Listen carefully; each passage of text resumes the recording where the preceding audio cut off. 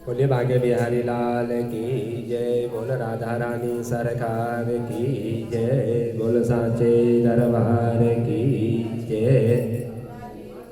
परम पवित्र इस कार्तिक मास के माध्यम से एक ब्राह्मण का दृष्टांत भागवत में आता है।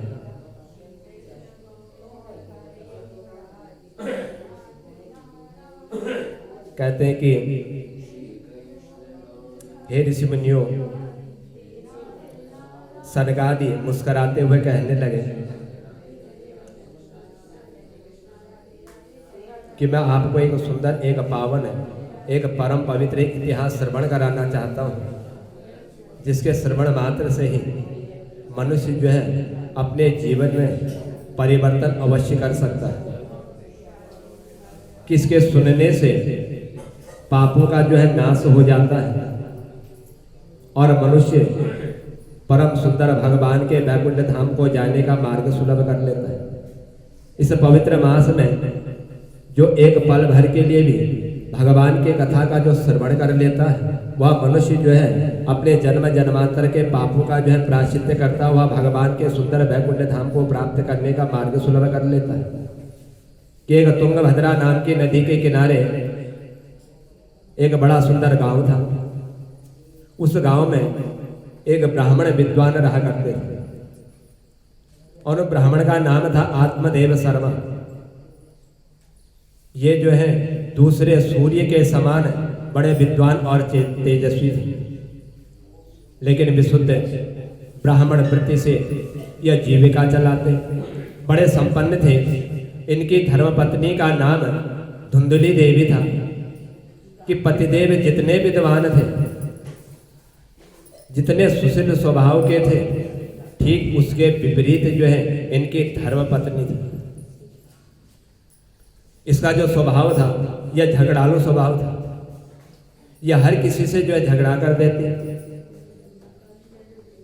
और बिना इसके इसको जो एक पल भर के लिए भी चैन नहीं आता था। जब तक उसका भोजन हजम ना हो जाए तब तक जो उसको चैन नहीं आता था। इस प्रकार का इसका स्वभाव था और हमेशा एक दूसरे की चुगली करने में ही यह जो है तत्पर रहा करती थी और एक दूसरे की चुगली करा करके झगड़ा करवा देती। और जब उनका झगड़ा हो जाता तो अपना अपने घर में आकर के बैठ जाते।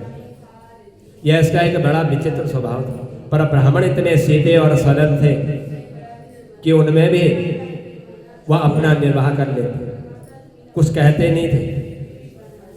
लेकिन इन दोनों के मन में एक ही सबसे बड़ा दुख था, क्योंकि इनकी कोई संतान नहीं थी। उस संतान होने का इनको बड़ा कष्ट था।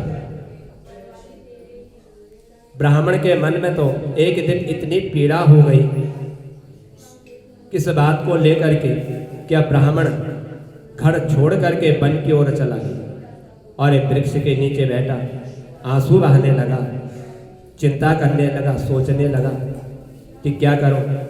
संपन्न हो, सब कुछ है, लेकिन पत्नी जो है क्रूर स्वभाव की है और ऊपर से हमारी कोई संतान नहीं है। ऐसा विचार करते हुए वृक्ष के नीचे बैठे हुए जब आंसू बहा रहे थे तो उसी मार्ग से एक संत निकल पड़े। कहते कि संत का यदि दर्शन हो जाए तो संत के दर्शन से ही मनुष्य की समस्त चिंताएं दूर हो जाती। ब्राह्मण की आंखों में आंसू देखा तो विचार किया कि इस वन में या एकांत स्थान पर बैठा हुआ क्यों आंसू बहा रहा है। निश्चित ही शायद हो सकता है कि इस वन में या भगवान के लिए रो रहा हो, कोई भागवत प्राप्ति का यह एक साधक होगा जो भगवान को अत्यंत प्रिय मानता होगा और इसी वजह से इस वन में यह जो है आंसू बहा रहा है भगवान के लिए। साधु ने सोचा चला इसके बाद चला जाए और इसको कुछ जो है मार्ग दर्शन करा दिया जाए, ऐसा मार्ग बतला दिया जाए कि जिस मार्ग से यह भगवान की जो है भक्ति कर सके। संत चले गए और पूछा इससे। संत ने कहा कि हे भाई क्यों रो रहे हो, कौन सी चिंता तुम्हें सता रही है, कौन सा कष्ट तुम्हें दुख दे रहा है या शीघ्र मुझे बतलाओ। ब्राह्मण ने देखा कि संत सहानुभूति दिखा रहे हैं। ब्राह्मण संत के सम्मुख और मुक्त कंठ से रो पड़े, उनके चरणों में लिपट गए। या संत से कहने लगा ब्राह्मण कि महाराज, अपने मन की बात मैं आपको क्या बताऊं, न जाने पूर्व जन्म में मैंने कितने पाप कर दिए, जो मेरे पाप जो है आज उदय हो चुके हैं। क्योंकि मैं अपने पूर्वजों को जल अर्पण करता हूं तो वह जल भी जो है उनकी आंखों से आंसू बन के निकल जाते हैं, क्योंकि मेरे बाद उन्हें कोई जल देने वाला नहीं है। भगवान का दिया हुआ मेरे पास सब कुछ है, लेकिन मुझे एक ही कष्ट है, एक ही दुख है कि घर में मेरी कोई संतान नहीं है। इसलिए है महाराज, मैंने जो है एक गाय भी पाली, और जब वह गाय पाली तो वो भी बांझ निकल गई। उस गाय के कोई बछड़ा भी नहीं हुआ, और न जाने कितने वर्षों से मेरे घर में ही वह बनी हुई है। और ये महाराज, एक वृक्ष मैंने लगाया और वह वृक्ष भी जो फल नहीं देता है, काफी बड़ा हो गया। सो बतलाइए मेरा कैसा दुर्भाग्य है। मैंने अपने उस जन्म में ऐसे कौन से कर्म कर दिए जिस दुर्भाग्य के कारण आज मेरी यह दशा हो चुकी है। संत ने मन ही मन सोचा कि हम तो कुछ सोच करके आए थे, मार्गदर्शन कराएंगे, भगवान का मार्ग इसको दिखलाएंगे। हमने तो सोचा कि प्रभु के लिए रो रहा होगा और प्रभु भगवान के लिए रोने वाले को मार्गदर्शन करा देंगे, उस मार्ग की ओर इसको अग्रसर कराएंगे जहां से इसको भगवान के दर्शन हो जाए। पर ये तो इस वन में वृक्ष के नीचे बैठ करके संतान के लिए, पुत्र के लिए रो रहा है। संत ने सोचा चलो कोई बात नहीं, फिर भी हम इनका मार्गदर्शन करवा देते हैं। अब इनके पास पहुंच गए तो पहुंच करके अब हमको कुछ ना कुछ तो अवश्य ही करना पड़ेगा। तब जो है वह संत उस आत्मदेव नाम के ब्राह्मण को समझाने लगे। कहा कि हे ब्राह्मण, तुम इस संसार में, इस वन में आकर के वृक्ष के नीचे इस तरह से विलाप कर रहे हो अपने बेटे के लिए कि मुझे संतान नहीं है। यह बहुत बड़ा अज्ञान है। कर्मों की गति जो है सबसे तेज होती है, सबसे बलवान होती है। इसीलिए विवेक से काम लो और संसार की बेटा बेटी की वासनाओं को अपने मन से निकाल दो कि संसार में कौन किसका पुत्र हुआ। हे ब्राह्मण, तुमने जो है इतिहास अवश्य पढ़े होंगे, क्योंकि ब्राह्मण कुल में जन्म लिया हुआ है। राजा सगर के 60,000 पुत्र हुए थे, पर कौन से बेटे ने सगर को सुख प्रदान किया? उनमें से कौन सा पुत्र ऐसा था जिस पुत्र ने राजा सगर को सुख प्रदान किया हुआ है? और भगवान कपिल का अनादर करके सभी जो है भस्म हो गए। पीढ़ियां लग गई तपस्या करने में, न जाने कितनी पीढ़ियां उनकी समाप्त हो गई तपस्या करते करते। तब जाकर के भागीरथ पूर्वतों का उद्धार करवाया। धर्मात्मा अंग का नाम भी तुमने सुना होगा, जो संतानहीन थे, बड़े बड़े यज्ञ कर डाले। तब जाकर के एक पुत्र हुआ, सो वह भी जो है नास्तिक निकल गई, जो भगवान की भक्ति नहीं करता। ऐसा नास्तिक निकला कि घर छोड़ करके बाप को ही घर से भागना पड़ा। तो बेटे के हो जाने से सुख मिल जाए कि इसका कोई निश्चित प्रमाण नहीं, कि संतान हो जाए और हमको जो है सुख प्रदान करे, इसका कोई जो है निश्चित फल मनुष्य को प्राप्त नहीं होता। संत की ऐसी वाणी सुन करके आत्मदेव नाम के ब्राह्मण ने कहा कि सुनो महाराज जी, कि आप हमको इस प्रकार का जो प्रवचन दे रहे हो, या प्रवचन देना हमको भी आता है, हम भी प्रवचन दे सकते हैं,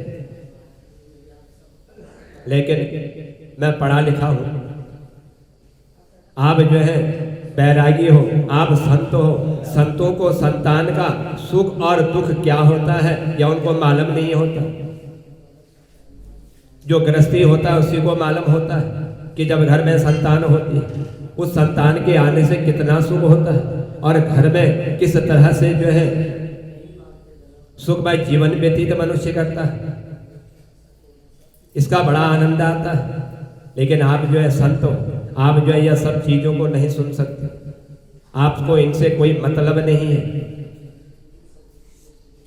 मुझे अब आपका कोई प्रवचन नहीं सुनना है, मुझे तो बेटा चाहिए। संत समझ गए किसे भगवान का भक्ति नहीं, भगवान के दर्शन नहीं, अपने पुत्र के दर्शन के लिए यह जो है मेरे से इस प्रकार की बातें कर रहा है।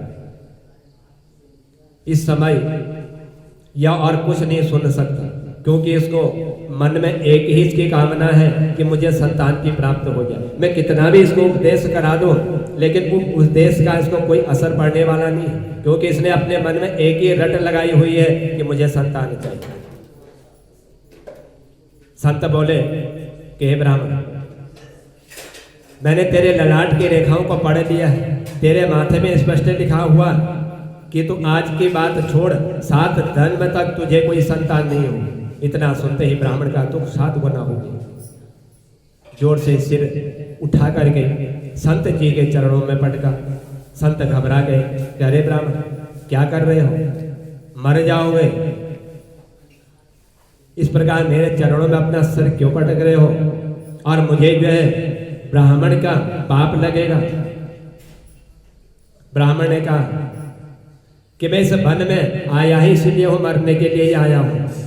मैं चाहे आपके चरणों में मरूं या चाहे इस वन में मर जाऊं, मैं अपने दुख से वैसे ही मर रहा हूं, और आपने उस दुख को दूर करने के बजाय 7 गुना और बढ़ा दिया। मैं तो इसी जन्म के लिए रो रहा था, आपने 7 जन्मों का किस्सा मुझको सुना दिया। अब या तो मुझे पुत्र दे दो महाराज, नहीं तो मैं दूसरी बार इतनी जोर से सिरे पटकूंगा कि मेरे प्राण ही निकल जाएंगे, मैं निश्चय ही मर जाऊंगा, पर आपको भी जो है जरूर ब्रह्म हत्या लगेगी। मुझ ब्राह्मण का यह भी कष्ट आपको ही लगेगा, और उसका कारण ही आप बनेंगे। और हर कोई यही कहेगा कि एक संत ब्राह्मण के पास पहुंचे और संत ने ब्राह्मण को जो है मार डाल, या कलंक आपके ऊपर लगेगा। संत जी की उस ब्राह्मण की ऐसी वाणी को सुन करके धड़कन तेज हो गई कि हे भगवान, यह व्यर्थ ही ब्रह्म हत्या मोल मैंने ले ली। अब यह कहता है कि इसकी मृत्यु का कलंक भी तुम्हें ही लगेगा।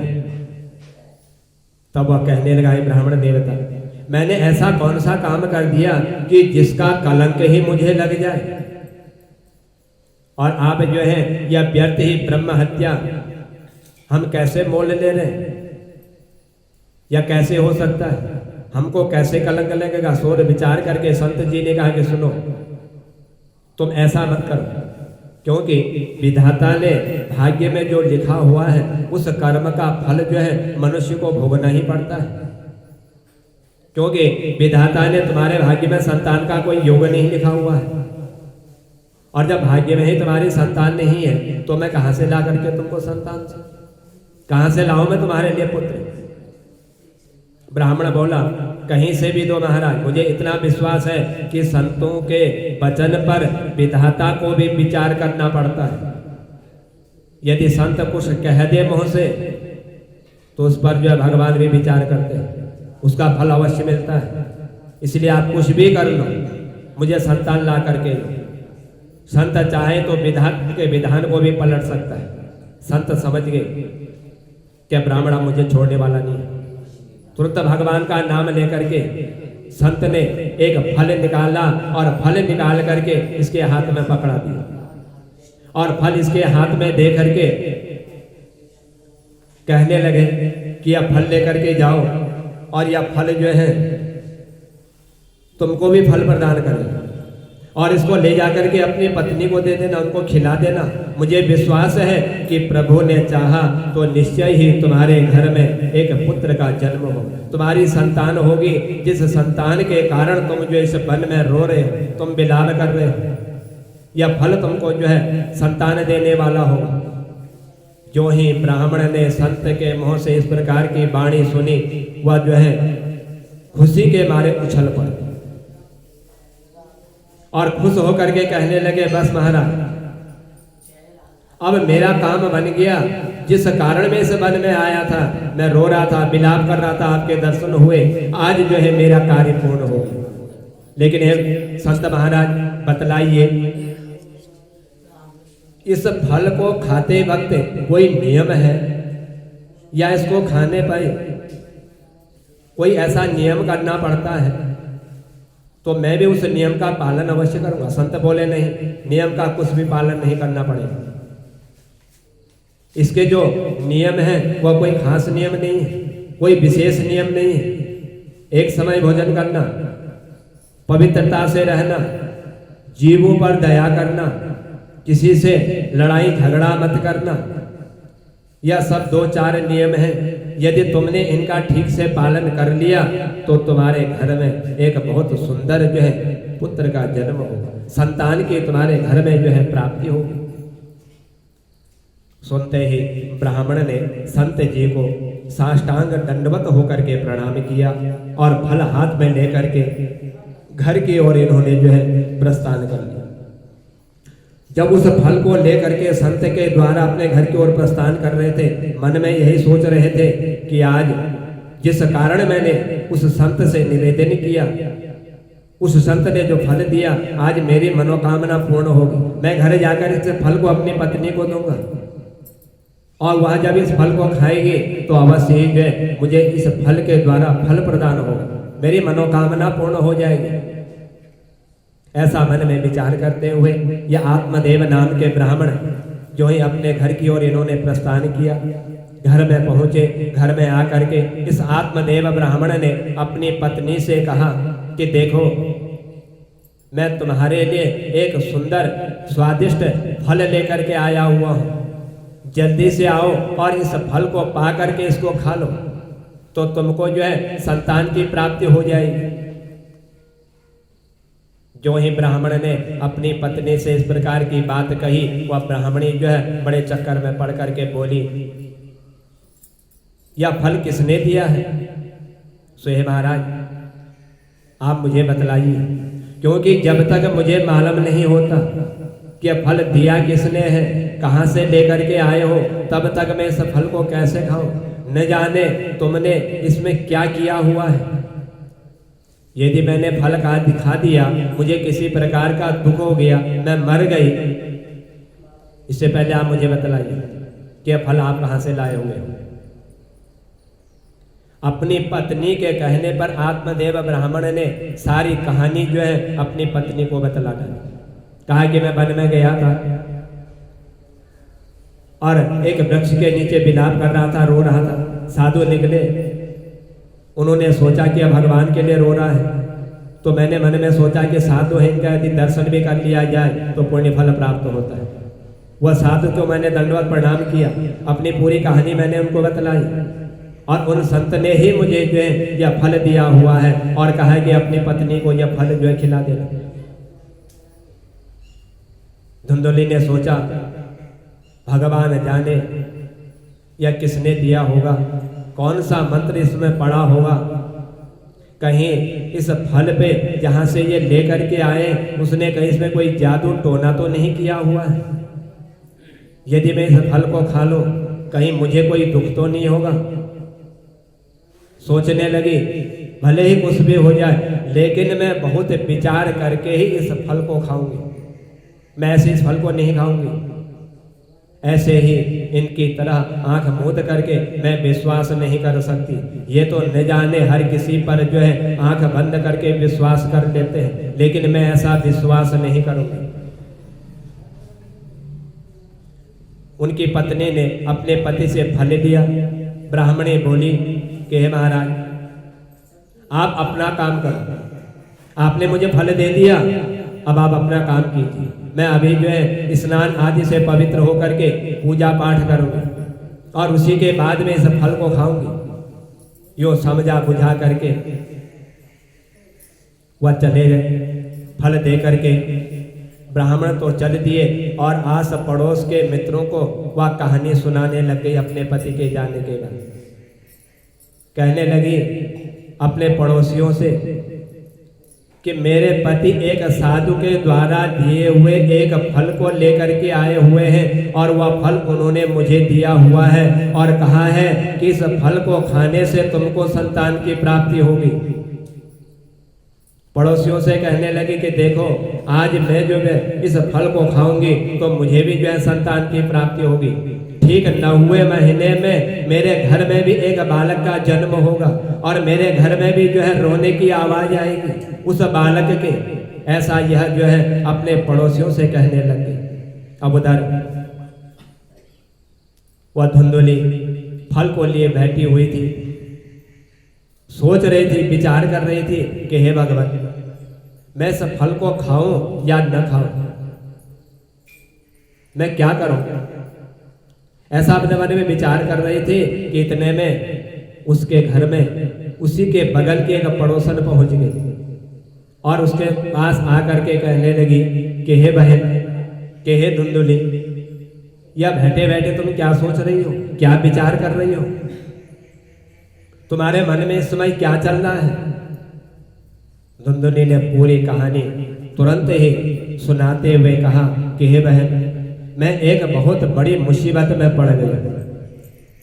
मेरे पति वन में गए थे, साधु मिले, एक फल दिया, फल ला करके मुझे दे दिया और कहने लगे कि फल खा लो, संतान की प्राप्ति होगी। भला ऐसे कहीं हो सकता है कि एक फल खाने से आज तक किसी को संतान की प्राप्ति हुई। मैं इसी झंझट में पड़ी हुई हूँ।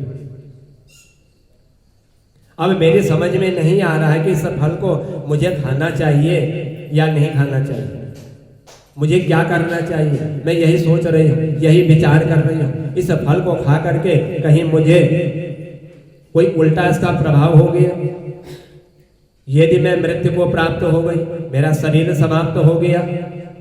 ऐसा अनेक बार विचार अपने मन में वह लाने लगे।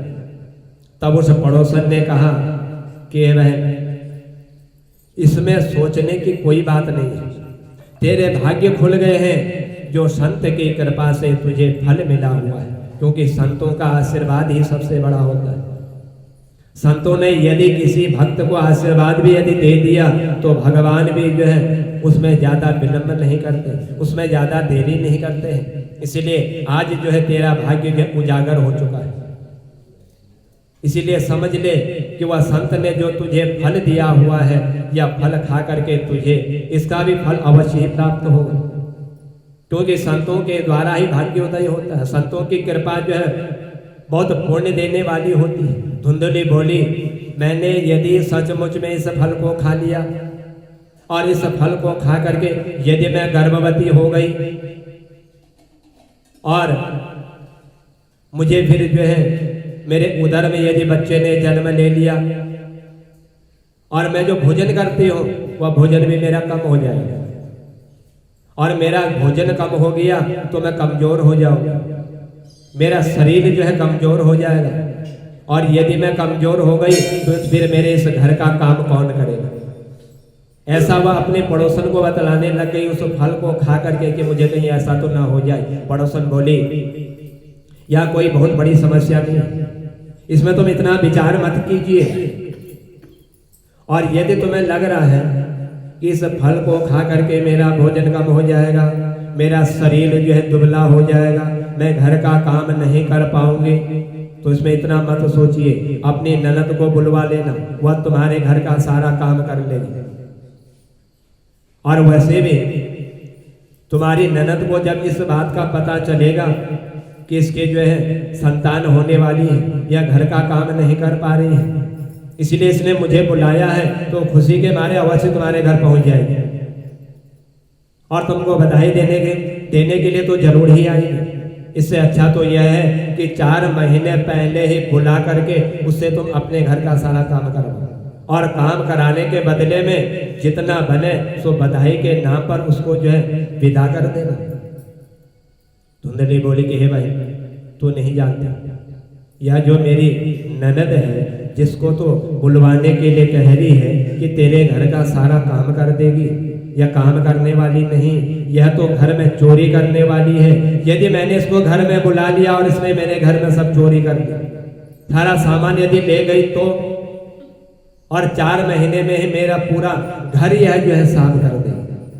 कहाँ रहे 4 महीने में काम करने की और यह मेरा सारा घर साफ करके लेके जाएगी। उससे तो अच्छा है कि मैं किसी नौकर को रख लूं, वह मेरे घर का काम कर देगा।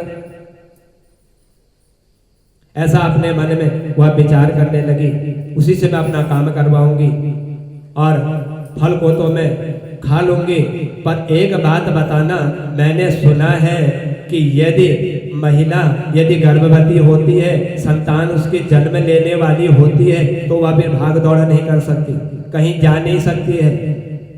उसको जाने में दौड़ने में बड़ी परेशानी होती है। पड़ोसन बोली, तुम्हें कहाँ दौड़ना है, कहाँ तुम्हें भागना है, किधर तुम्हें जाना है, तुम तो सिर्फ अपने घर में आराम से रहना। धुंधली बोली, घर में आराम तो करूंगी, पर अचानक यदि कोई समस्या हो गई, यदि मेरे घर में आकर के किसी ने मुझे मारने के लिए घर पहुंच गए, तो मैं कैसे भागूंगी? यदि हो सकता है कि कहीं भूकंप आ गया, मकान हिलने लग गया, टूट गया, तो मैं उस समय कैसे भाग जाऊंगी और मैं कैसे घर में आराम करूं? धुंधली बोली, घर में आराम तो मैं कर नहीं सकती। यदि मेरे घर में आग लग गई, उस आग लगते हुए उस घर से मैं फिर कैसे भाग पाऊंगी, क्योंकि मैं भागने में भी असमर्थ हो जाऊंगी।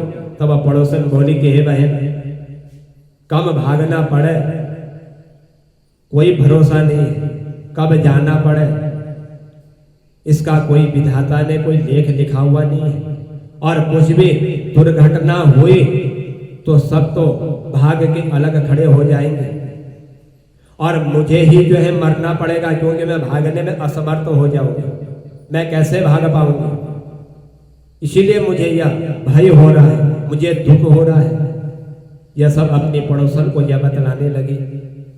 पड़ोसन भी इस धुंधली की बात को सुन करके मन में बड़ी आश्चर्यचकित हो गई, विचार करने लगी, सोचने लगी कि एक दो संत ने फल दिया, इसके घर में संतान नहीं हो रही है और उस फल को खा करके इसको संतान की प्राप्ति होगी, और दूसरा यह जो अपने मन में इस प्रकार की विचार कर रही है कि फल खाओ या न खाओ, खा लिया ऐसी परेशानी हो जाएगी, यदि नहीं खाती हो तो भी मुझे परेशानी हो जाएगी। कहीं ब्राह्मण मेरे पति ने पूछ लिया कि फल खाया या नहीं खाया, तो मैं उनको क्या उत्तर दूंगी। अनेक विचार अपने मन में लेकर के आ गई। पड़ोसन बोली कि इसमें इस प्रकार की कोई चिंता मत करो, कुछ भी विचार मत करो, कि समझ लो कि तुम्हारे भाग्य उदय हो चुके हैं, जिसके कारण तुम जो है दुखी हो रही थी, उसका फल तुम्हें आज प्राप्त होने वाला है। संत कोई ऐसे ही नहीं होते हैं, संतों का आशीर्वाद ही सबसे बड़ा होता है। यदि संतों ने जो आशीर्वाद अपने भक्तों को दे दिया, उस आशीर्वाद का फल उनको अवश्य प्राप्त होता है। इसलिए अब तुम जो है इसमें किसी प्रकार की चिंता मत करो, या सब त्याग दो, सब छोड़ दो, सब भूल जाओ कि फल खा करके मुझे कौन सा कष्ट होगा, कौन सी परेशानी होगी। यदि ऐसा ही तुमने अपने मन में विचार किया, ऐसे ही सोचते रहे, तो फिर तुम्हारे घर में कोई संतान नहीं होगी। जिस खुशी के कारण आज तुम जो है इस फल को लेकर के सारी कहानी मुझे बतला रही हो, इसका फल तुम्हें प्राप्त नहीं होगा। सब कुछ छोड़ दो, मन में किसी प्रकार का विचार मत लाओ। संत ने जो तुम्हारे लिए फल भेजा है या अच्छा ही भेजा होगा, इसका फल तुम्हें अवश्य ही प्राप्त होगा। लेकिन उसके बाद भी भाग्य में यदि तुम्हारे जो लिखा होगा विधाता ने, उसको कोई मिटाने वाला नहीं। भाग्य का लेख तो तुम्हें भोगना ही है। इसीलिए ज्यादा विचार मत करो, और बिना विचारे ही तुम जो है ये मन में जो उल्टी सीधी बातों को सोच रहे हो, यह सोचना बंद कर दो, और साधु के द्वारा, संत के द्वारा दिए हुए इस फल का तुम जो है सेवन करो। जब फल का सेवन करोगे, खाओगे, तभी मालूम होगा कि इस फल का क्या प्रभाव है, यह फल जो है किस प्रकार से दुख देने वाला है या सुख देने वाला है, किस फल को खाने से संतान होगी या नहीं होगी। यह सब छोड़ दो, और बिना ही निसंकोच मन में कुछ भ्रम किए हुए साधु संत के द्वारा दिए हुए इस फल का तुम जो है सेवन कर लीजिए। इतना वह पड़ोसन जो है उस धुंधली को बतलाने लगे। बोले भाग्य बिहारी लाल की, बोले राधा रानी सरकार की। कल को बाकी कथा यहीं से फिर प्रारंभ होगी, और आज जो है करवा चौथ भी है, करवा चौथ की कथा होगी। बोल वृंदावन बिहारी लाल की।